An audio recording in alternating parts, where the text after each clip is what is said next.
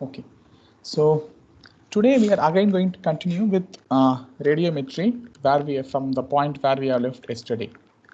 And just like a quick recap of what we saw yesterday, radiometry is quantitative measurement of electromagnetic radiation.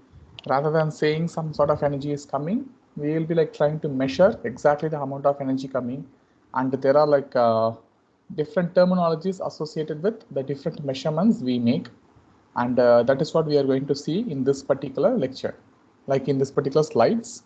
Also, like in remote sensing, our interest is to measure EMR, and from the measured EMR to decipher the properties of objects. So that is why radiometry is one of the important topics for us as remote sensing people. So yesterday we also saw what is a plane angle and solid angle. Solid angle is like a three-dimensional extension of a plane angle. So in plane angle, we will define the angle as the angle subtended by the arc at the center of the circle. Whereas in solid angle, we will be dealing about the angle subtended by area, some small surface area at the center of the sphere. So everything becomes three-dimensional, and the definition of solid angle becomes surface area that under consideration divided by square of the radius of the sphere. And this also we saw how to relate solid angle with a three-dimensional polar coordinate system. This will enable us to measure the angles more easily. Solid angle is not intuitive to measure directly, but we intuitively know how to measure plane angles basically. So what we will do is we will measure two plane angles, one in the elevation direction, that is called the elevation angle in the z-axis. Another thing is called the azimuth angle, that is from any reference direction x in the horizontal plane. And using these two angles, we will be able to calculate the solid angle subtended by any surface area in space. So the basic relationship is the solid angle, the small elemental solid angle subtended will be is equal to sine of the elevation angle into d theta d phi, where d theta is the elemental elevation angle subtended by the small surface area, and d phi is the again the small elemental angle subtended by the small surface area along the xy plane. So once we measure these small angle differences, we will be able to calculate the solid angle subtended by that particular surface area. And a detailed explanation, like very similar to yesterday's class, I have posted like a few pages, some 3-page document in Moodle, which tells you like somehow how we have derived this, how the relationship holds good. Please go through the document and also like try to do it on your own. So this problem we did solid angle subtended by at Earth by Sun and the Moon. So answer, I remember roughly it was like steradian for Moon and something around like 6.8 steradian for Sun, if I remember correct. So this tells us the solid angle subtended by Moon and Sun is not very big actually. They are like extremely small, very small values. So what it means is whatever the energy is coming from the Sun is primarily concentrated within that small solid angle. That is, say Sun is here. Let us assume Sun is here in the space. You are standing here and observing Sun on surface of Earth, and so whatever energy that Sun gives will be the primary energy, that is the direct energy from the Sun, will be only restricted to that particular solid angle that Sun subtends. So all other radiation you see in the sky, like Sun subtends a very small solid angle, as I said. So remaining portion of the sky we see normally is the brightness is there due to the diffuse radiation available. So the direct radiation of Sun comes from like a very small solid angle. Okay, this is where like we almost stopped yesterday. I defined different terms and left it to continue for today's class. This is like nothing but we define different terminologies of the measurements we make. So this is not like a new physical concept and all. Here we define some different quantities, and for each quantity we give a name. And it is like essential for students of remote sensing to know these names and what they represent, because finally, when you do your maybe when you study about some algorithm development or when you study about some data product generation and all, you need to know with which energy quantity you are working on. Then only your final answer will be correct. So that is the purpose of me introducing all these radiation terms. Just as again like a quick recap, the basic definition of energy or the basic quantity we measure is energy. That is the energy defined as the ability of what to say, force field or something to do a work. And its energy is joule. This we know. Next, what we will do is we will study the radiant flux. Like whatever I make a tick mark, they are like really important properties in remote sensing. So we will concentrate on only on that. Okay. Then if we take the energy and try to divide by what is the amount of energy passing through a point for a given amount of time, we call it as radiant flux, or in a more common term, we call it as power. So basically power is nothing but energy divided by time. What is the amount of energy available per unit time? And that unit also we know, as we studied in school physics classes, it is watt. So in another way, we can write watt as joule per second. How much joule of energy has passed through a point per second time interval. Then this is like dividing the energy with respect to time. Next, what we are going to do is divide the energy with respect to both time as well as space. That is, whatever be the surface area, like this is be the surface area, and let us assume some energy is coming in this particular direction. So what is the amount of energy passing through the surface area per unit time per unit square meter of area? So if the area is A, we will divide the total energy passing through the area by A to get the energy per unit area, and also we convert that into like energy flux per unit time also. So that the unit will be watt per meter square, that is joule per second per meter square. How much energy is passing through a given area in a unit time per meter square of area. So this is called radiant flux density. Normally in physical terms, or if you studied in physical classes, the definition will be still more bit stringent. Stringent in the sense the surface area should be perpendicular, or the energy flow should be perpendicular to the direction of surface area. This condition also they will enforce if you study like strict physical terms. But if we assume a horizontal surface, most of our radiation will be in this particular direction. That we will see later. Okay. But what you have to remember is radiant flux density is nothing but energy per unit time per unit area. Here further we can differentiate two different terms, whether energy is coming in towards the surface or going outwards from the surface. That is, solar energy means during daytime energy will be coming in towards the surface. On the other hand, if you look at long wave infrared portion of EMR, that is between 8 to 14 micrometers, what we call as thermal infrared band, we can observe energy goes out continuously from the surface. Land surface will be emitting energy continuously. Not only land surface, every one of us, all the objects surrounding us will be emitting energy in that particular wave band. So if energy is coming in towards the surface, we call it as irradiance received by the surface, or we call irradiance at the surface. So irradiance means at that particular surface some energy is coming and falling over it.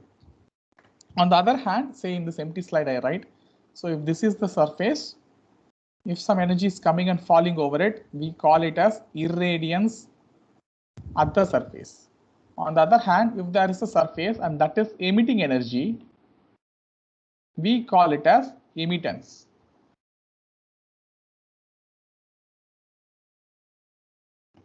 Okay. So it is irradiance or emittance. Maybe you, I think by this time you can compare this with the output of Planck's law and Stefan Boltzmann law. So when Planck's law will tell us what is the emittance from an object, that's what we call it as radiant emittance, because it's emittent, if the object is emitting radiation, we call it as radiant emittance, nothing else. And in Planck's law, it will give us how it varies with respect to wavelength. What is the emission? What is the emission of power with respect to every given wavelength? So that's why we call it as spectral radiant emittance. That is, Planck's law will tell us for an object at a given temperature, what will be the power emitted by an object at a given wavelength. So the unit what we will use, watt per meter square per micrometer inverse. This is the unit we will use for Planck's law. Whereas Stefan-Boltzmann law will tell us what is the total amount of energy emitted by an object at a given temperature. So that will give the total energy radiated, or we call that as simply as radiant emittance. And the units is watt per meter square. So essentially what we are seeing in this particular slide, using Planck's law and Stefan-Boltzmann law, we are measuring the radiant flux density of the object, whereas Planck's law gives the spectral distribution of radiant flux density. Stefan-Boltzmann law gives the total spectral radiant density. That's all. Okay. So this is one of the most important terms.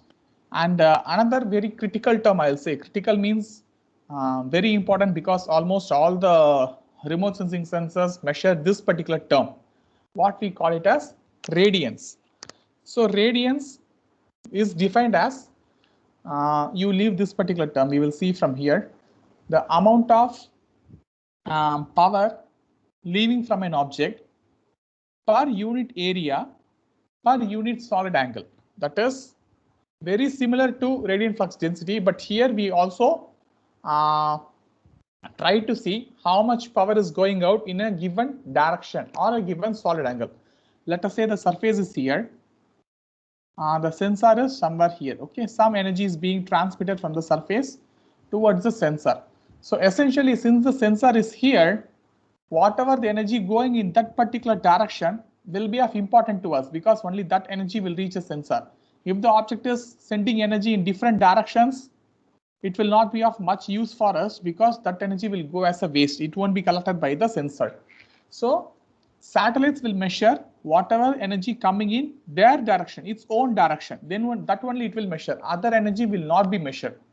So radiance will tell us what is the energy emitted by an object in that particular direction. So direction we will always associate with the solid angle, like at what given solid angle, because by solid angle definition and the solid angle conversion, we can measure solid angle with respect to a elevation angle theta and azimuth angle phi.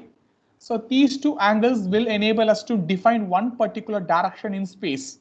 If we know these two angles, we can define what is the direction in space. We will be able to do that. And also we can calculate what is the solid angle subtended by the surface at the satellite. That also we can calculate. So once we do that, we will be able to say this is the amount of energy going towards the satellite from that particular land area. So this is radiance. So if you look at irradiance, emittance and radiance, all these terms, the radiant flux density, basically, whether it is irradiance or emittance or excitance, whatever you call, is essentially doesn't care about direction. Like irradiance, or what if the total energy we are measuring, the radiant flux density we are measuring, we don't care about the directionality. We will normally study what is the irradiance coming in from the total hemisphere surrounding a particular surface. Normally we'll be interested in doing that. We can study direction wise also, but normally we will do this.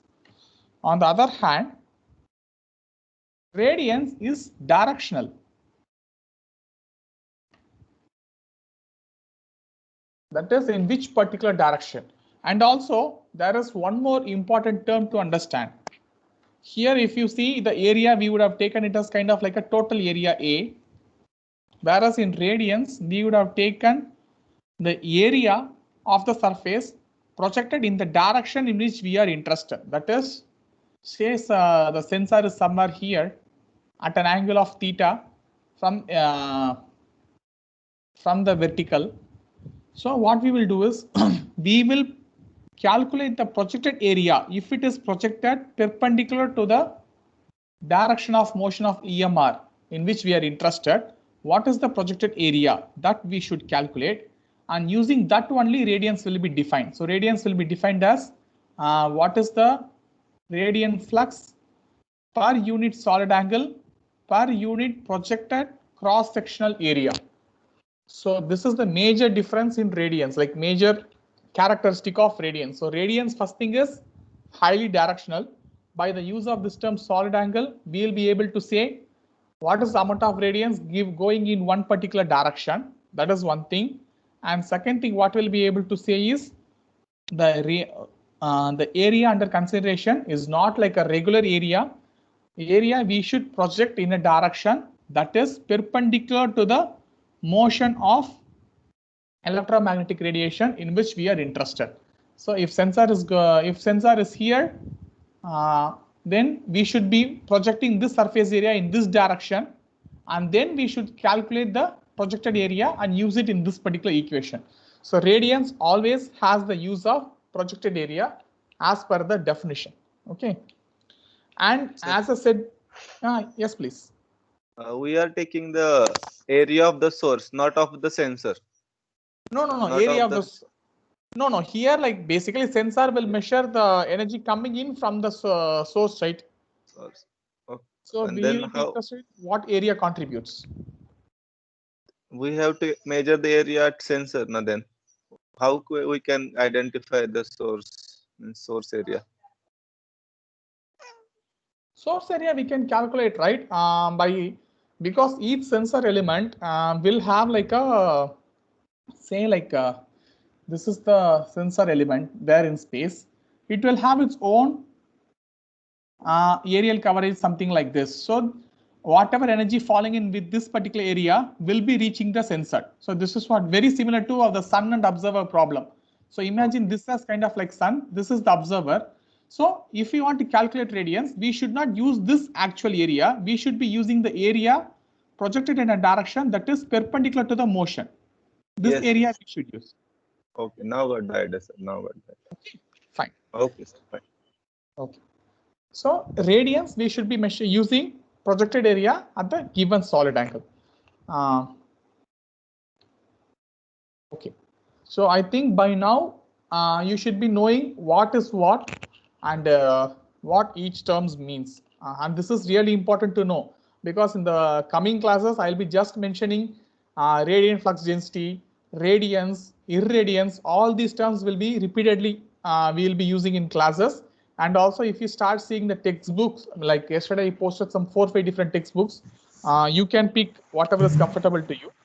So in these textbooks also, these terms will be repeatedly coming. So it is always better to know which term represent what rather than getting confused. Someone has a question? Hello, sir. Yes. Yes, sir. Sir, what I think, sir, like from solid angle, we are trying to fix a direction. We're trying to know the direction of the incoming radiation, right? Either incoming or outgoing, whatever. Yes. Outcoming or ingoing. So with respect to the surface, it is striking on. So now we're taking the area, perpendicular to this radiation. So do you think that still we need the solid angle? Like we have taken account of the area perpendicular to that radiation? Yeah, we will be needing like a solid angle, because what I wanted to mean is each area, whatever be the area, the solid angle is sometimes at a source or a target will be different based on the direction we look. See, like if we take like a regular object, like a if we take like a regular object like a square or something, in whichever direction you look, more or less it will like look similar. So you have a problem of defining like different solid angles. But if you take like normal Earth-like features which are highly irregular, if you look from different directions, solid angle may be the same, but still the projected area may be different. Like different objects may come in, the same object may look extremely different when you look from different object, and all these properties will creep in. Because the world is Okay. irregular, we should always be concentrated about which direction we look upon and what is the projected area in that particular direction. Okay. Like a same object, if it is like oriented like this, it will have a different solid area. Like if you have the sensor here, the projected area will be different. If you have the sensor here, the projected area will be different. Same thing. So actual Earth object can have multiple orientation in space and high irregularity in space. So the same ground area will have different projected areas when we see from different directions. That is the reason we should never leave the solid angle part, as well as we can never leave the area part. Okay. All right. Thank you. Yes. Fine. Now we will move on to like the further learning more about the concepts. Now we define two important concepts in radiometry. One is radiant flux density, that is watt per meter square, and radiance. The unit of radiance I forgot to mention. Unit of radiance will be watt per meter square per unit radian of solid angle. So unit will be watt per meter square per radian. If you can measure, or if you are interested in measuring in any given particular wavelength or any particular spectral bandwidth, we can even add a corresponding unit to that. Similarly, here also we can have watt per meter square per micrometer inverse. So either we can measure the total energy across all wavelength, or we can measure the energy at one particular wavelength or a given bandwidth. Both the things are possible. Actually, that is what is given in this particular slides. All these radiation quantities can be also considered for different wavelengths or different bandwidths. We can do that. It is because satellites will normally measure radiance in a given bandwidth. Whether the satellite is operating in red band, it will measure the radiance only from the red bandwidth, whatever bandwidth it is operating. Each band has its own bandwidth, and what and all we will be measuring in remote sensing essentially has a spectral component associated with it. Okay, fine. Now we will see what are the similarities and differences between this radiant flux density and radiance. First thing. Second thing is what is the relationship between radiance and radiant flux density. Okay. Now here in this particular figure, I have given a point source. Like point source means it is like very tiny when compared with the distance of the observer. Say if the radius or diameter of the point source is like less than 1/10 of the distance between the source and observer, we can call that source as point source. Even for our different computations we will do, even sun is a point source to us, because the radius of the sun, if we compare it with the distance is almost 250 times more. Like distance between Earth and the sun is almost 250 times more than the radius of sun. So essentially sun is a point source for us. We can treat it like that. So that is very tiny when compared with the distance. Okay. Now what I wanted to emphasize in this slide is, let us imagine we are having such like a tiny source which is emitting energy in all particular direction. Now someone is interested in calculating what is the radiant flux density reaching some given area. Okay, let us say an observer is standing here at a distance of R from the point source. So what will happen if we know this particular area of whatever like the observer is covering? We will be able to calculate what is the power that is reaching that particular area, that is watt per meter square. We can calculate. Basically, we are calculating irradiance. Total power will be distributed across this entire sphere equally. If we assume the point source is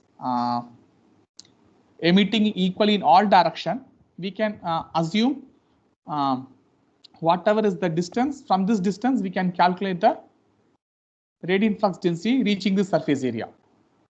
Let us say the same area is being moved now at the double of distance. Rather than at a distance of R from point source, we are moving it to a distance of 2R. So what happens? The direction or the solid angle is essentially the same in which the point source is emitting. but because of increase in direction, the areal spread in which the same energy is going to spread is fourfold. It has almost like became 4 times. That is, the point source is emitting same amount of energy. If we are standing here, a very small area will be required to collect all the energy incoming. Whereas if you are standing at double the distance, the same energy coming in this particular point will now be distributed across an area that is 4 times the original. So essentially what it means, here if the area is A, here the total area will be 4A. The same energy will be covering a total area of 4A. So if the observer is now standing only here, he will receive only 1/4 of the total energy that is originally received from this particular point. Okay. Now let us assume the point is further moved to 3r distance. Now the same energy will be distributed across 9 times the same area, and the power received by observer standing in any one particular square will now be 1/9 of the original power what it received. That is, if you calculate radiant flux density is nothing but watt per meter square. Imaginary units, it is very easy to keep this in mind. So what is the total energy reaching a given unit area? So as the distance between the observer and the source of energy increases, let us assume the energy emitted by the source is constant. It is always emitting a constant energy. Now, as the distance increases, the amount of energy received by the receiver will become less and less as the distance increases. And this is what we call it as the relationship is inverse square. If the distance doubles, the total amount of energy will become 1/4. If the distance triples, the total amount of energy will become 1/9. If the distance becomes 4 times, the total energy will become 1/16. So this is what we call inverse square relationship. Okay, so this is applicable with respect to radiant flux density. Whatever is the energy you receive per unit area, because the same amount of energy emitted by the object is now being distributed across a very large area. So if your observer's area remains a very tiny amount, the total energy you receive will become smaller and smaller. This is one thing. But if you look at the definition of radiance, essentially radiance is primarily talks about like a given direction. So if one particular solid angle is preserved, then based on the distance, the area will automatically adjust itself and radiance will be more or less preserved without any change. Like I will draw it from a new slide and do it. Okay. Yeah. Now let us assume we have a some infinite amount of space. Okay, like very large uniform surface area. It's almost infinite. That's just for argument purposes. Let us have a small sensor here. Okay, and let us assume a solid angle is being subtended by the given surface area at this particular sensor, right?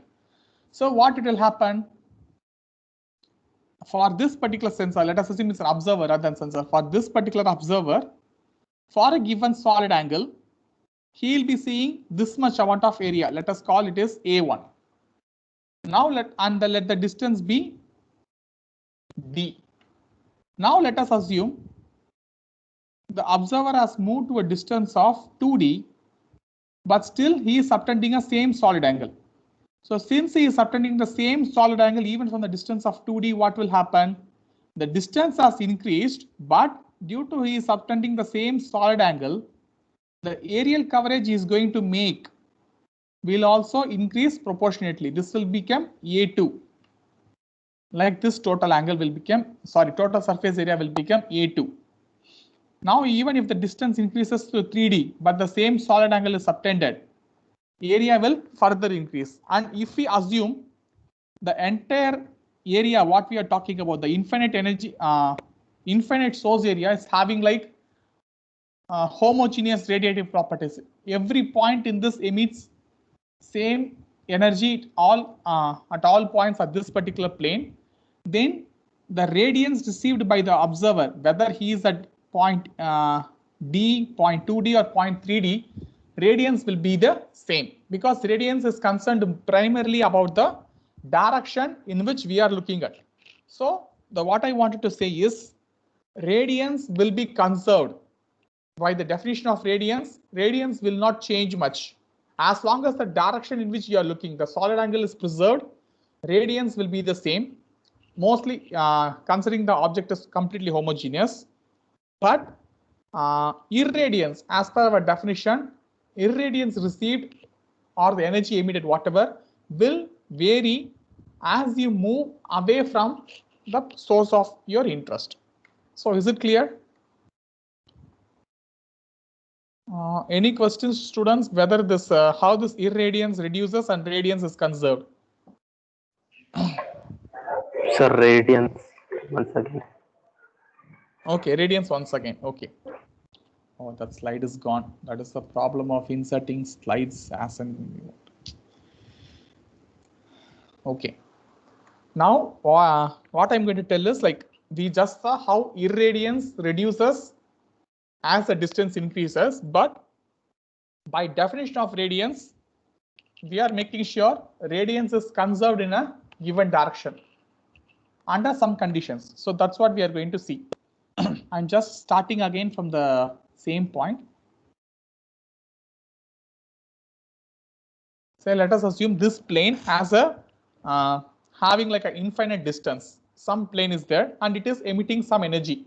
And the energy that is emitting is kind of like more or less constant from all the points. Okay, so this is kind of like a homogeneous materials which is emitting energy continuously from all the points, spatial points. Even if you measure energy from this point, it will be same as this point. That's what is mentioned. Some observer is standing here, and the distance between the observer and the point is, let us say, D.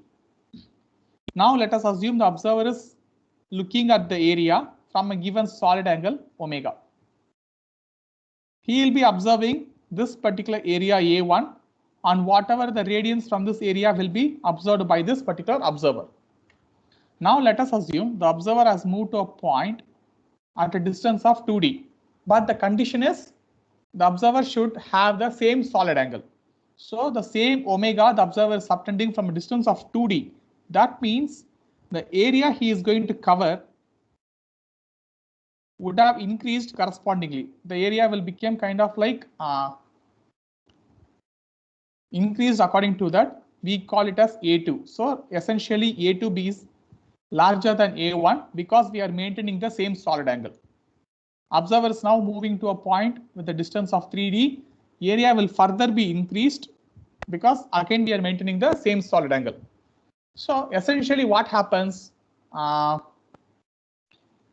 the distance increases but the solid angle remains the same, the total area from which energy is reaching the observer, the total area is keep on increasing. That means by definition of radiance is if you take the units watt per meter square per unit radian. So what essentially it means, the actual power or the irradiance will decrease as the observer moves away, but because the area is keep on increasing, the total radiance reaching the observer will remain the same because the object is homogeneous. So that's what I wanted to mention.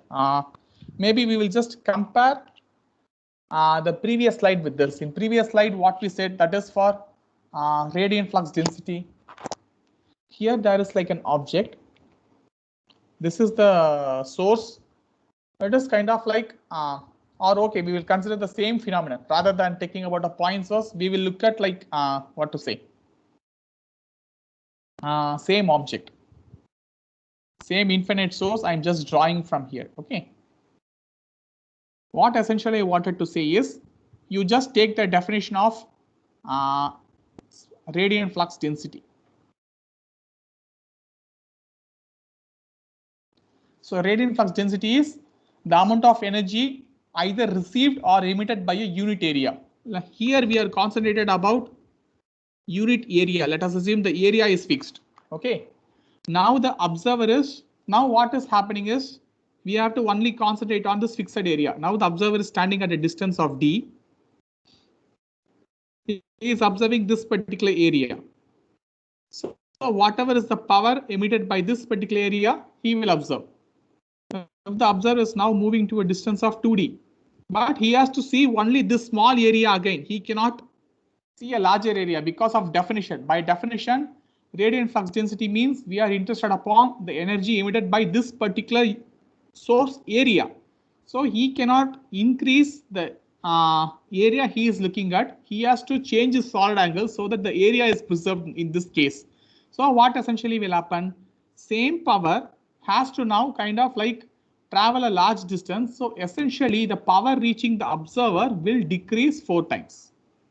If the observer moves 3 times, again he has to see the same area because of the definition. So the power that is reaching the sensor will become 1/9. Whereas in case of radiance, we are like restricted. We are having a restriction with respect to solid angle, not with respect to the source area or target area. So the observer has to maintain the same solid angle wherever he moves. So essentially what happens, since the solid angle is the same, as the distance increases, the total area observed by the observer is going to increase, keep on increasing, which will take care for the energy distribution in space as the distance increases. So radiant flux density by definition will decrease as the distance increases, whereas radiance is essentially conserved even with increasing distance. It will change only with change in the solid angle basically. Okay, so is it now a little bit more clearer? Yes, sir. Okay, you have to just go through again and again, but whatever I've explained here, that is radiance is conserved, is applicable for some sort of restrictive conditions. Like the condition I used is surface that is emitting energy is homogeneous, same amount of energy is being emitted from different points. So this is like some restrictive conditions to say that as per our definition, these properties vary with distance and this property do not vary with distance. That is just to know the difference between the definitions. In real world, the change in distance will make you see like different objects because Earth is not homogeneous. Earth is highly heterogeneous. So essentially what will happen is if you like standing at some point with some solid angle, you will see certain object. If you move farther away with the same solid angle, you will see like different set of objects. So essentially radiance will vary, but that is not because of the property of radiance. That is because of property of the surface. So that difference you should appreciate. In theory, as per the definition of radiance, radiance will not change with direction. But in real world, especially for remote sensing purposes, with change in distance, the nature of the surface we are observing will change. Here there may be like a small home. Let us assume it's a surface. Here it may be like a small building. When you move away, instead of just seeing this building, you may see a building plus a water body plus a tree and everything. If you move still farther away, instead of seeing just building and water body, you may see a building, a water body, a playground, a cropland, whatever. So essentially the objects, the nature of the surface will be keep on changing as the distance increases. So essentially whatever energy is coming in will change. That is the real world phenomenon, but in theory it is conserved. Okay, so you should be able to appreciate this minor subtle differences. What is the theoretical definition? What is the practical implication and all those things? So please take some time to read these materials again. Anyway, all the textbooks that I have given will have like a very good explanation of this. You are free to choose the textbook and please read it again in order to make yourself clear. Okay. Okay. Now comes like one of the important relationships that we will often use in radiometric terms. Relationship between radiance and radiant flux density.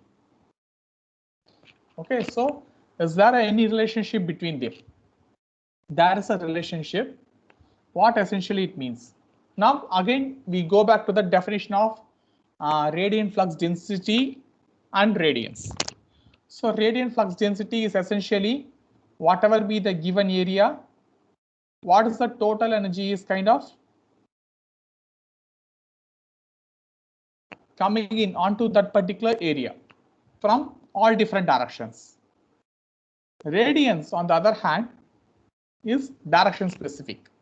What is the energy that is coming in or going out at any one particular given direction, that is one particular given solid angle. Fine. We want to relate it basically. So what essentially we will do? Radiance is the energy coming in or going out at a given solid angle. Irradiance is the total energy that is coming in or going out at all possible solid angles covering that particular surface.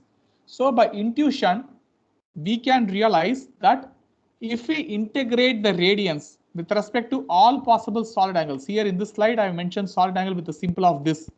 Different textbooks use different symbols. Please don't get confused.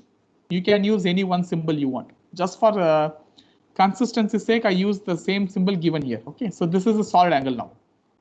Intuition wise, we can realize radiance L is depends on solid angle, whereas E is total energy kind of that is received by the object of our interest. So essentially, if we can integrate radiance at all possible solid angles, we will be able to get the irradiance. That is intuition. And here we are maintaining a integral value of 0 to 2 pi. Normally, the total amount of solid angle in a given sphere is 4 pi. But for a horizontal surface, we will be looking at only at one hemisphere, not at the full sphere. That means the solid angle is 2 pi. Okay. So this is intuition wise what we can think. Integrating radiance with respect to all possible solid angles, we will be getting irradiance. But you have to again go and look at the definition of radiance. Okay.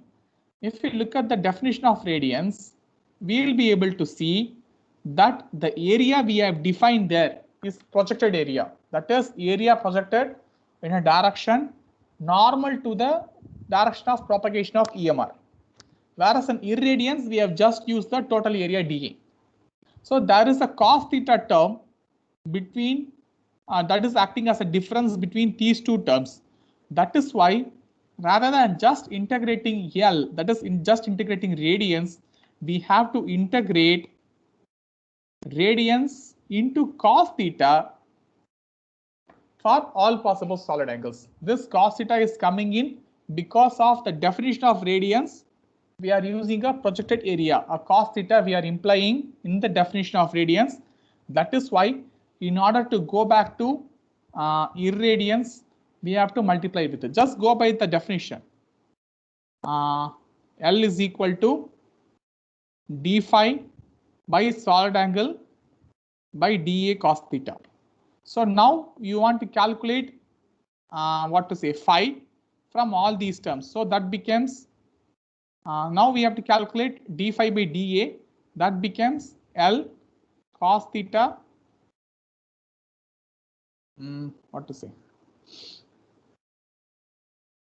D phi is equal to d omega is equal to d phi by dA. Okay. So the cos theta terms comes here because of the definition we had for radiance. So, but if you think normally, when you integrate radiance across all possible solid angle from which an object can receive energy or emit energy, we will get the total energy that has been received or total energy that has been emitted off. Okay. And this cos theta is there just because of the definition of projected area we used. That's it. Now, we cannot measure solid angle directly. It's almost like not possible to us. We have to calculate it with respect to two-dimensional elevation angle and azimuthal angle.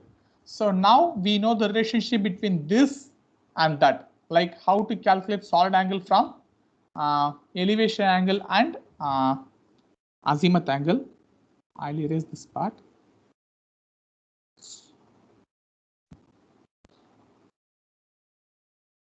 So essentially, E will become L cos theta. Instead of this solid angle d omega, I am using the relationship we established earlier, sin theta, d theta, d phi. And for a hemisphere, elevation angle will vary from 0 degree here to 90 degree to the absolute flat. And azimuth angle, say like any one given x direction is here. So hemisphere means you have to go around a full circle to complete it in the xy plane. So azimuth angle will vary from 0 to 2 pi. So is it clear how we are getting this limit? 0 to pi by 2 for elevation angle d theta, 0 to 2 pi for the azimuth angle d phi. Okay. So now if we integrate this properly, and if L is constant in all directions, you can take L out. That is, again, we are making some strict assumption. That is, L is constant from all direction. Radiance is constant from all direction. Then if we take L out, integrate these terms, apply the limit, you will get E is equal to L pi. So the total irradiance at the surface is equal to pi times the radiance from the surface. And this assumes the surface is Lambertian. So Lambertian means radiance is constant in all direction. In whatever direction you look, if the solid angle is maintained, the object will appear to have same radiance. That we call it as Lambertian objects. So Lambertian objects have same radiance in all directions. Okay, if this is true, then the total irradiance received by that particular surface is equal to radiance received by multiplied by pi. So is this clear? Any doubts in this?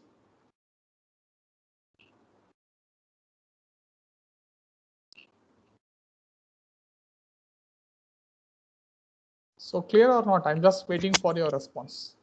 Sir, why we are taking only hemisphere? Because for horizontal surfaces, there is no bottom hemisphere, right? Earth is solid. Okay. So only the top hemisphere towards the sky we will consider. Okay. If it is a point object, then the entire hemisphere will come in, but we are talking about a surface. Okay. But everyone is clear about the usage of different terms and how we took the limits. Is those things clear? Yes, sir. Yes, sir. No problem. Okay, good. So again, I repeat, please do. Yeah, somebody started a question.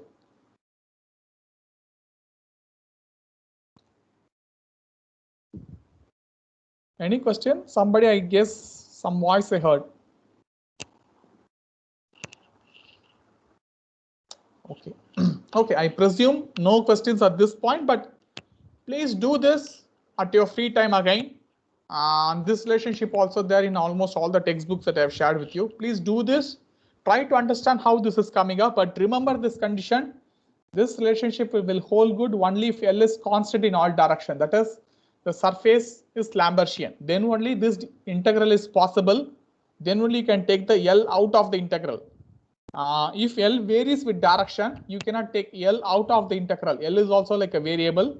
Then this relationship will not hold good. So this relationship will hold good only for Lambertian surfaces. Please remember that. But this is like one of the important relationship, because in further classes like how to get reflectance, like I think in lab you might have heard terms surface reflectance and all. So how we calculate reflectance, we will use this relationship and all to get that. Okay, so remember this, E is equal to L pi.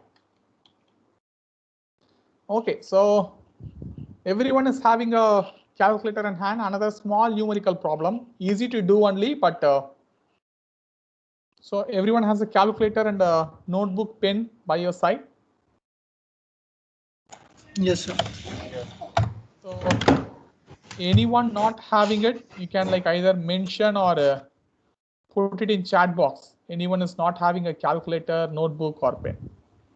So what we are essentially going to do is, we just discussed inverse square law, like how the total irradiance coming in from an object will decrease as the distance is kind of increasing. Okay, so using that particular principle, what we call as inverse square law, we are going to calculate what is the irradiance that is coming in from the sun as we receive at Earth's surface. Okay, so that's what we are going to calculate in this particular example. Calculate the mean solar irradiance at the Earth's surface. Assume black body temperature of sun at 5770 Kelvin. Radius of sun is this. Earth sun distance is this. Okay, so what we want to do is, sun is here. Okay, I have to make a slideshow. That is, sun is here. As I already said, the distance between sun and earth is 1.5 to 10 power 11. Radius of sun is roughly 7 into 10 power 8 meters. So the distance is roughly 250 times if you divide everything. So we can safely assume sun as a point source. So what essentially you are doing, sun is emitting some energy. What we are going to calculate it, what is the total energy emitted by the sun, and at the distance between the sun and earth, what is the energy we are receiving per unit meter square of area. This is what we are going to calculate. Okay, how we are going to do? Now our temperature is given, so essentially we are going to apply Stefan-Boltzmann law. So Stefan-Boltzmann law says m is equal to sigma T power 4. So just substitute it.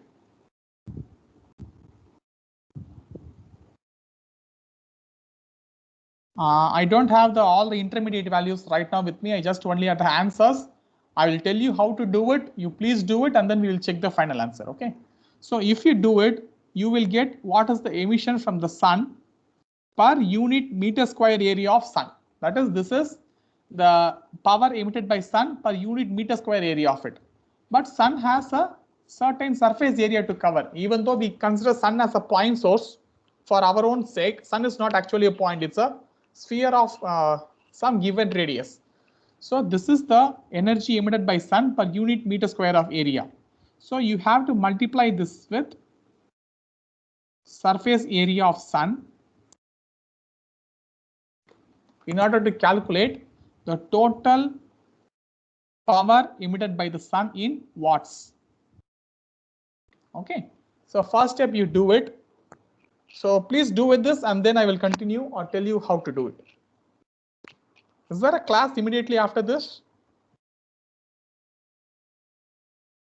Yes, sir. Yes, sir. JS you have, right? I think so. It's JS. Yes, sir. Okay, okay.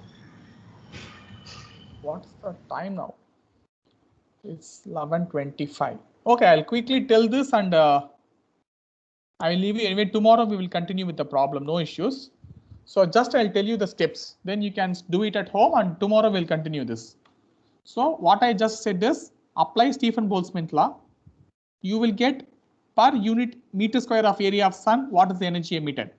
Multiply this with the total surface area of the sun, that is 4 pi r square.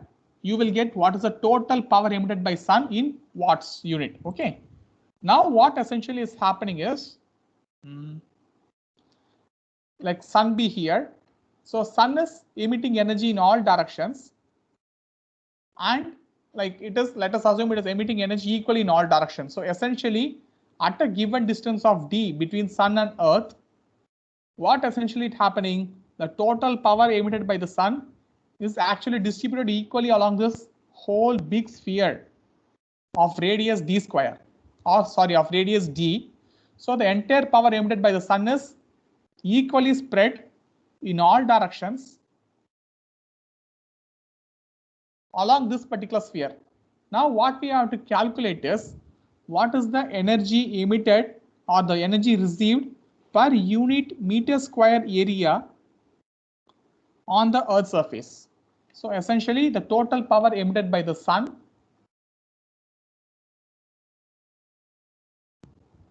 divided by the surface area of this big sphere will give you what is the energy we receive at 1 meter square of area. Okay, so maybe like you just give a shot at this. The formula also is given here. Again, I will explain it tomorrow or in the next class on Thursday, and we can check the answer on Thursday. Okay, just try to give a shot at this. Fairly simple problem only. Anyway, I'll give like a detailed explanation once again on Thursday. Don't worry about this. So maybe with this, we can end the theory class. Any questions here?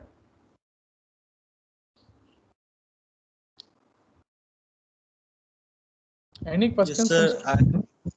Yes, please. Sir, in the radians, we are not fixing the area, right? No, we will be fixing the direction. We are fixing the direction. So the in that equation, we were radiation is coming from every direction. So we were integrating all those radiations, right? So to up to which extent those radiations will be integrated. That's why I said like for normal Earth surface objects, we will consider the entire hemisphere. Like if this is a land surface, you have like a full hemisphere above it to cover. Any point on the land surface will have a full hemisphere to cover. So essentially, the direction will be limited to 0 to 90 degree of elevation angle and full 2 pi azimuth angle. So that is where the integration limits came from. In elevation angle, the limit was 0 to 2 pi, from full vertical to full horizontal. Similarly, from a given direction x, one full circle around it and bring it at the same point x. That will define entire hemisphere, right? Okay. I might have missed it. Okay, fine. Okay, so I think theory class we will end. Tomorrow we will meet for lab. And same principle. Lab, there is a video. I'm going to post it before today evening. Please watch the video before coming to lab. We will start the actual lab session at 3 o'clock tomorrow. So before coming to the lab from at 3 o'clock, please watch the video, understand what you have to do and come back. Sir, hello. Hello, sir. Yes, Himanshu. Sir, I have a doubt regarding the laboratory assignment. Sir, what is the time scale of the Moody satellite? Is it 4 days, 16 days or 18 days like that? No, time scale means I am not understanding. Like, in the assignment, there was written that write the Moody's, any 5 Moody's data products and mention its time scale. Oh, time scale, like Moody's has lot of products, okay, data products. Maybe like since we haven't covered it in theory, you may not understand it much better.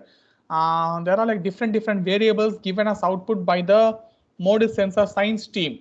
So what they will do is for each product, they will say, okay, this product is generated every day. This product is generated every 8 days once. This product is generated every 30 days once. So based on the product, the number of days will vary. So that's what I think Kuku might have asked you to write. Which product and how many is the time period? Yes. Okay, sir. Thank you. Okay, then go ahead for the next class and see you all tomorrow in lab session at 3 o'clock. Please come prepared for the lab. Okay. Any doubts, please email me or WhatsApp me. Goodbye and thank you. Thank you, sir.